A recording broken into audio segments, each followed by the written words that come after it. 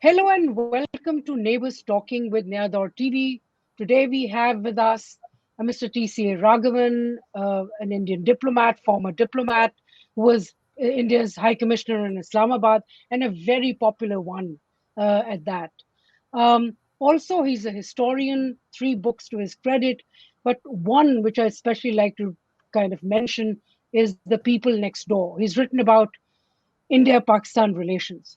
So it's really historical context. But, Mr. Raghavan, welcome to the show. But I would really start with this whole issue of India Pakistan trade. Because I remember those evenings spent at at your lavish house in Islamabad, in which where during conversations you used to be very hopeful about India Pakistan trade taking us somewhere. Well, thank you. Thank you for inviting me to your program, and I look forward to our conversation. Well, certainly, I think the present complete stoppage of trade is, to my mind, restarting it is a no-brainer because the Right. ban on trade, which was imposed by Pakistan, was not really necessary, and it has not served in any sense Pakistan's interests. So, yes, I would agree that trade is as good a point as any to restart again, and certainly there is scope for Pakistan revisiting the ban which it has imposed. But when we kind of lost each other because of technical reasons, you were saying that trade itself is not the recipe for getting the, better relations.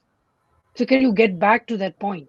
Well, I would say that we have to see trade as part of a whole package of measures which are required to restore greater stability and sanity to India-Pakistan relations. I personally caution against the view of those who think that trade by itself can be a game changer, that it can lead to the establishment of such strong stakes in each other's economy that would prevent a deterioration in bilateral relations. I think that view needs to be treated with caution. Trade is important, trade is good, it's an important instrument to stabilize and normalize difficult relationships. But there is no way trade can be leveraged to transform the entire relationship. For that, you need to keep the overall political perspectives and political issues on which the relationship is grounded. I think those political aspects have to be foregrounded uh, to bring about an overall change in the texture of the relationship. Trade in itself cannot do that. Well, indeed, you remind me of what Lieutenant General Asad Durrani also believes in the same thing, that there has to be something more. It's not just trade. But again, if I could bring you to your years in Islamabad, uh, trade was really something which could have at least pushed the relationship forward. And I remember you used to be very hopeful of the negotiations that were happening. There were stakeholders meeting, uh, all the lobbies, trade lobbies on both sides were connected. So, what was the process? Where did you leave the negotiations when you left Islamabad? No, when I left Islamabad, things in India Pakistan relations on the whole appeared hopeful. And that Right, was, I left at the end of December 2015. And December 2015 had seen a number of very important developments. First of all, right, the national security advisors of both countries had met in Thailand and they had reached certain agreements with regard to terrorism. Thereafter, our external affairs minister, the late Srimati Shushma Swaraj, had visited Islamabad for a Heart of Asia conference, but it was right. really also a very important bilateral meeting which took place then, and there was agreement on how to restart the bilateral dialogue, which had been, if not in difficulty, certainly it was in some kind of suspension for the past year. And finally, Prime Minister Narendra Modi made a short visit to Lahore. And while the visit was short and did not have any substantive uh, agenda as such, nevertheless, it was very important because what that visit tried to symbolize was that the Prime Minister of India was putting his personal political capital behind an improvement in India Pakistan relations. And certainly, the then Prime Minister Nawaz Sharif was reciprocating that particular sentiment in equal measure. So when I left, it was overall, I thought, a very good time in India-Pakistan relations, and a great deal of hope was generated because of these three important developments. Now, trade in that context also appeared to be trade appeared to be a front on which both countries could move forward with some expedition. In the trade negotiations itself, there had been some ups and downs because Pakistan was supposed to extend what they called non-discriminatory market access to match the Yeah. most favored nation treatment earlier accorded by India. But the trade, but the the policy framework is less important than the fact that trade volumes were growing. There was a great deal of energy and interest amongst business organizations and business people on both sides. So overall, it was a hopeful moment. But as I said, trade or any other factor by itself cannot leverage the relationship to a different level because the issue then became that a number of terrorist attacks derailed that relationship, and unfortunately, for the past 6 or 7 years, it's not been able to bring it back on track. But as somebody suggested in Pakistan, that it's really 2015 where things also started to go bad.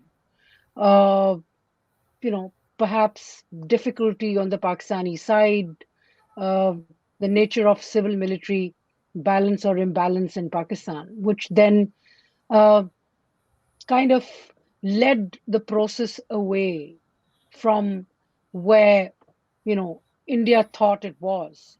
So what was your perception? I mean, I'm sure sitting in Islamabad, you probably met both civil and military leadership. What was the mood, overall mood? Well, the civil military contest was very evident to every diplomat in Pakistan at that time. Okay. What was very also equally evident also was this was purely a Pakistani internal dynamic. There Okay. was Yeah. there was nothing any external power, least of all India, could do to influence that contest in any way. It was very much a factor internal to Pakistan, and I think Sure, one sure. one collateral damage of that contest was the relationship with India. So No, I no, don't but think. if I could stop you here, I mean, while you were there, I'm sure you had heard about, from General Kiani downwards, there were generals who were eager to at least start trade relations. Was this the impression you had as well? Well, that was certainly the impression I had that many of those, who were part of the what we can loosely call the strategic fraternity or strategic community in Pakistan, did Right. not see trade with India as being something which was necessarily uh, something to be objected to. But Okay. I do think that the levels of distrust between the political class and the military, or between some sections of the political class and the military were so extreme that neither trusted the other with regard to any moves they made on India. Okay. So the problem was not so much India-Pakistan relations per se, but rather the extent of distrust which existed between different institutions in Pakistan. Right. You know, interestingly, for your book, instead of discussing your time in Islamabad, you've taken a step back in a historical perspective on India-Pakistan relations. So, and that's the hat that you've worn while discussing the people next door. So, my question is, how do you, when you look at, if I were to ask you to make a list of 5 things that India and Pakistan could do to improve relations, what those 5 things would be? Well, I think the five things would be things which can be achieved very simply, and they are each of them is underwritten by the premise that don't look too far ahead, just look at the next step to be taken. And the Okay. next step has to be lowering the level of the rhetoric which which is exchanged. Secondly, do the normal things which countries do when they want to uh, improve bilateral relations, which is to have more trade, have freer movement of people in both directions, and try to find areas where you can develop a more cooperative interface. Now, it's not to say that there are no thorny issues or difficult issues, but sometimes addressing those issues head on uh, ends up being counterproductive. So I think if we do the simple things and not think too much about the larger structure of where we are heading, it will certainly help. And certainly it will reduce the temperature a great deal between the two countries. But do you think right now there is mood in India to move forward with Pakistan? Well, I think right now the mood, general mood in India is that Pakistan is in too self-engrossed to be doing much with India. Until the internal political contestations settle a little, there's not much to be done. So then, uh, and again, as both a former diplomat and a historian, do you see hope in India Pakistan? Should we look hopefully at the prospects of India Pakistan peace, or is it something that it's like a story? Well, I am an optimist in on India-Pakistan relations, and I'm an optimist because I think both India and Pakistan have no choice but to try to develop a relationship which has much more stability and much more elements and many more elements of sanity than it presently does. I think if you look at what is happening in Europe today, in Ukraine, one can see the Russia-Ukraine interface in different ways in terms of expansion of NATO or in terms of Russian ambitions. But to my mind, it is most of all an example of how badly things can go wrong between neighboring countries. So it is incumbent on both countries to recognize that neighborhood relations have a certain primacy and they have to be managed with great care. So certainly, I would say that it is important to be optimistic on India-Pakistan relations and constantly strive to do positive things which will restore greater stability to the relationship.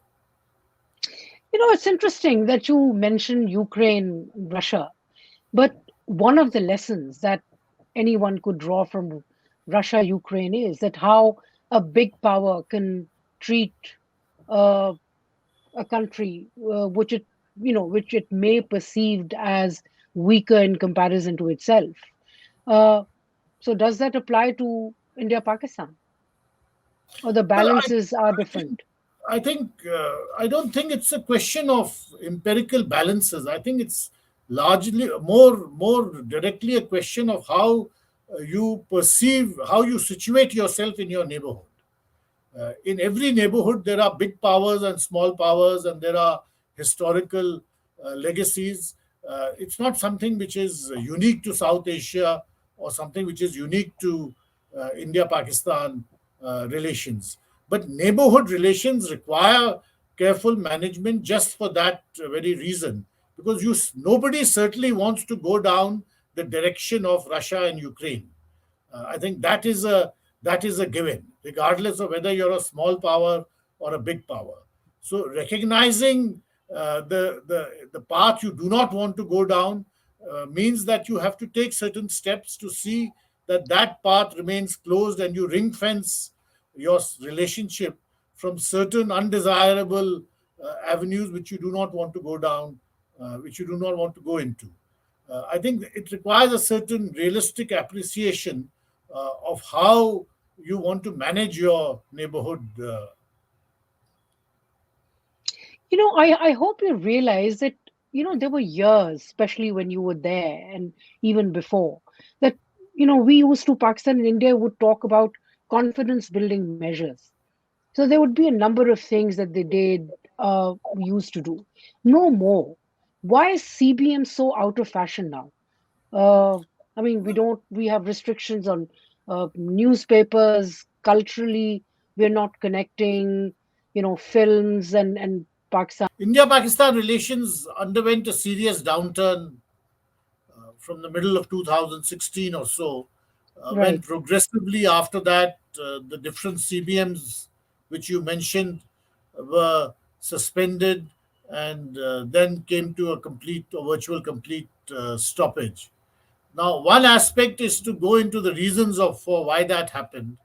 And in India, certainly the view is that the major initiative of December 2015, which I mentioned, was quite simply put disrupted by Pakistan's unwillingness to take action against terrorist groups who were carrying out terrorist attacks in India.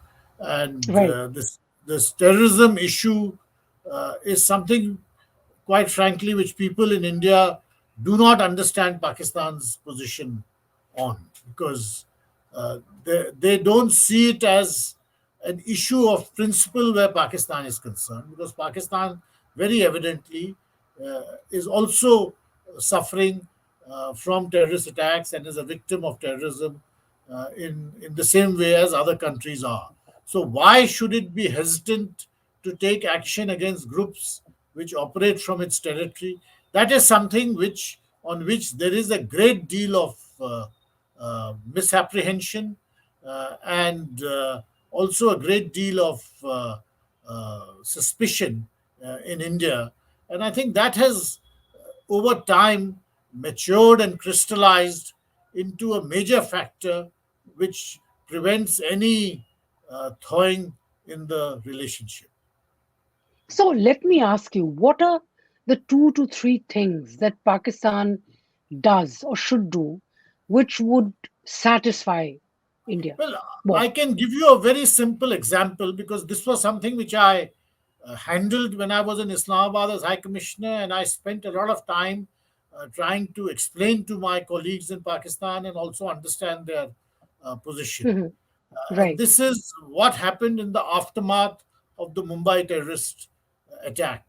I think Right. what seriously concerned people in India was the fact, was not so much. I mean, of course, the attack was a major trauma, but I think what what multiplied that trauma many times over was Pakistan's very evident unwillingness to act against the groups or the group which was behind it.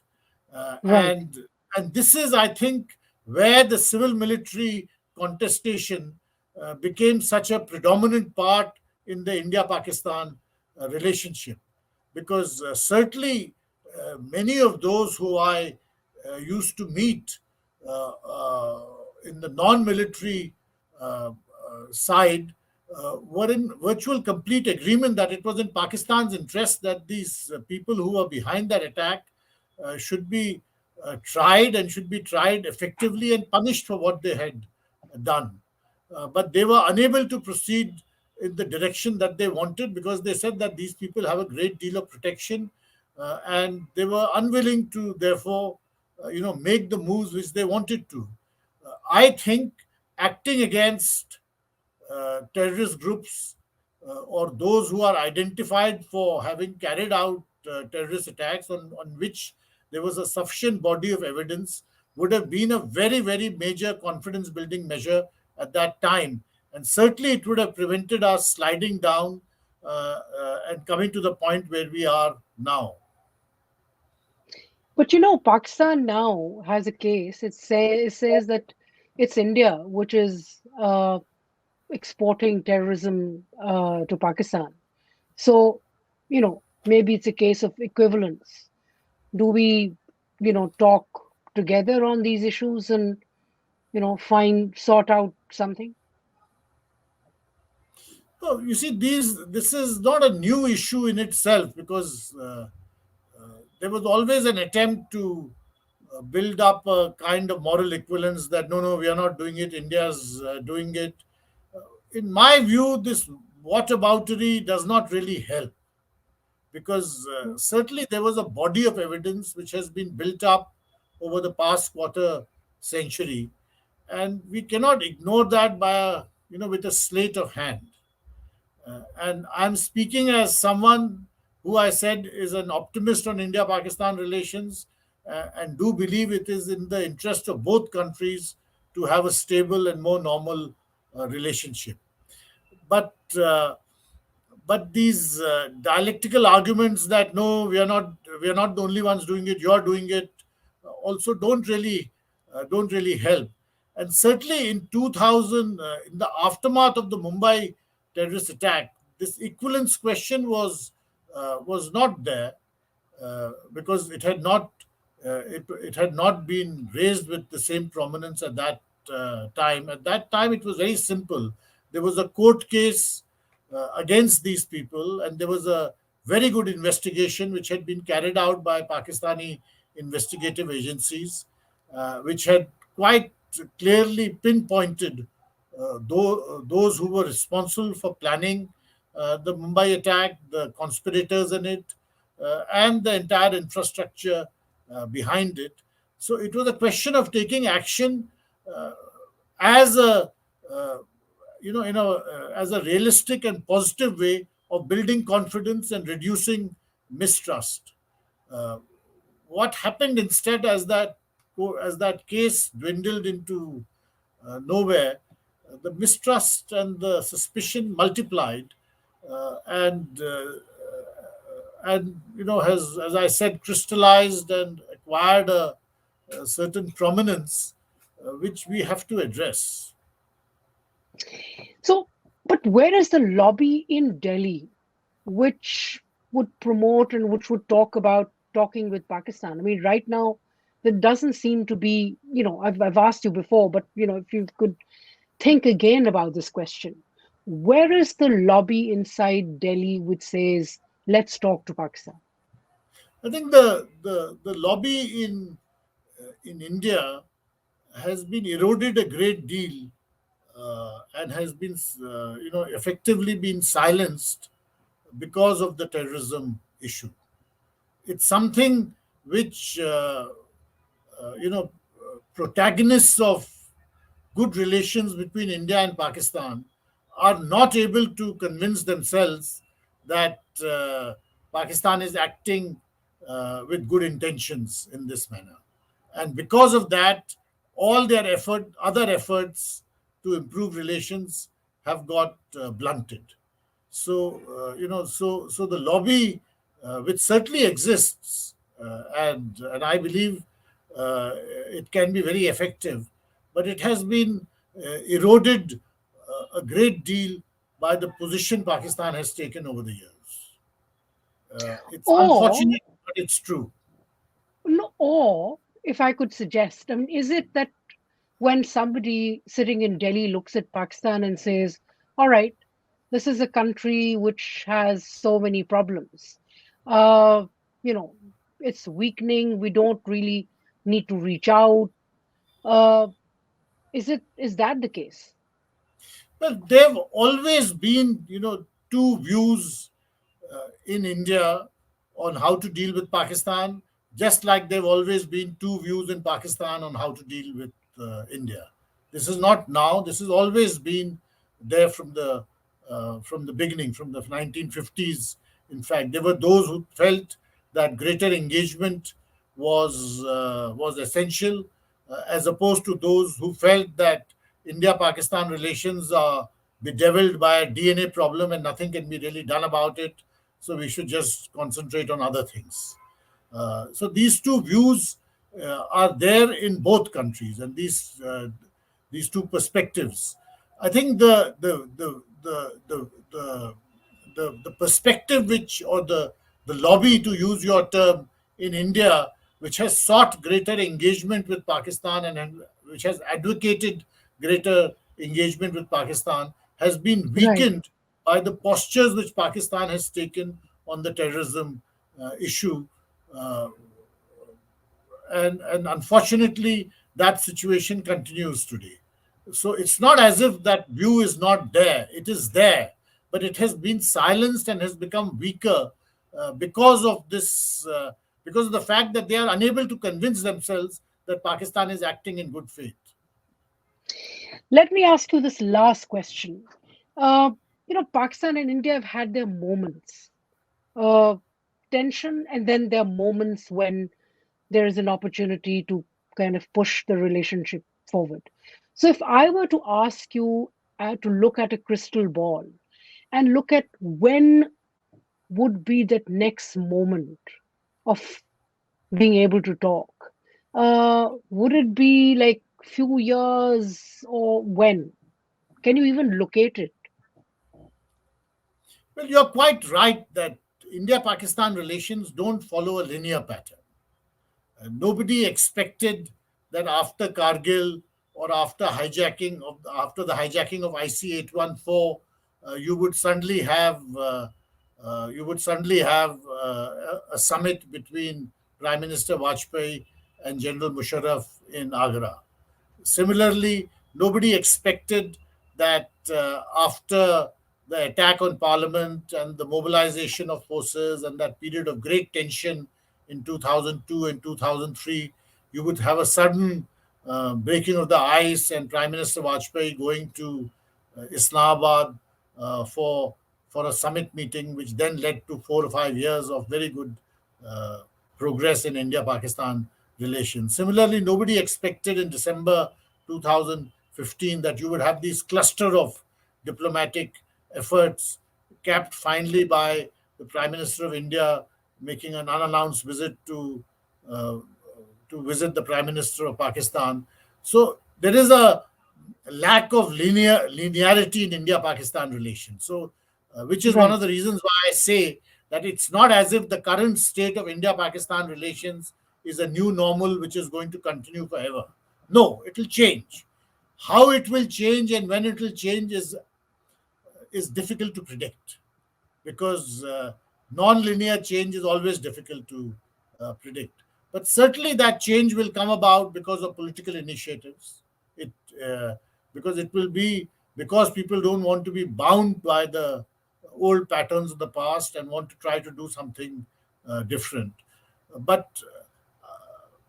to answer your question specifically, I don't see that change happening very quickly because of the internal situation in Pakistan just now, where it is naturally self engrossed with the economic and financial issues, with the political contestations.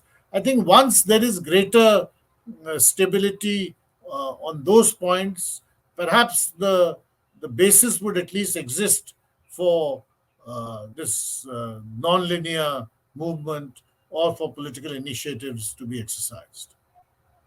Let me slip in one last question. Once upon a time, there used to be United States with a lot of leverage, far more leverage with Pakistan and also leverage with India, which was interested in playing a role. Uh, you see any other country which could do the same? Well, I don't. and which is why I say that the example of this war in Europe or the situation in Ukraine has so much relevance to India and Pakistan. I don't think we should expect third parties to do the heavy lifting for us. If there are crisis points, I think we have to do it ourselves. The earlier players, the United States has lost the kind of trust and ingress which it had in Pakistan in the past. The Chinese, the India China relationship no longer has the elan which it had a few years ago. So I don't see third powers or external powers having that kind of position in either India or Pakistan where they could discharge the kind of role you have in mind. I think the US Pakistan relationship is different from today from what it was 20 years ago. And there is no other country which could play that kind of role. While China has a great deal of influence, perhaps in Pakistan, the India-China relationship has also changed in the past few years. So I think all that, in very brief, I think there is a greater onus of responsibility now, both on India and Pakistan, to try to manage their relation to make it reach a level of greater stability than it has today.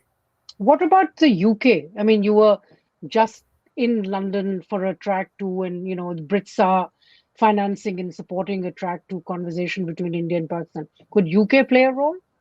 I don't think so, because I don't think the United Kingdom inspires the kind of sentiment which it did 50 or 60 years ago. For instance, it played a role in the brokering of the Kutch agreement after a brief conflict over there. But I think times have changed too much since then. And the United Kingdom no longer has that position either in India or in Pakistan. Right. Thank you so much, Mr. Raghavan. Thank you for joining me. And let's hope that India and Pakistan come together, make the the minds and find the time to negotiate peace, and let's have peace in the region again. Thank you so much. Thank you. Thank you very much.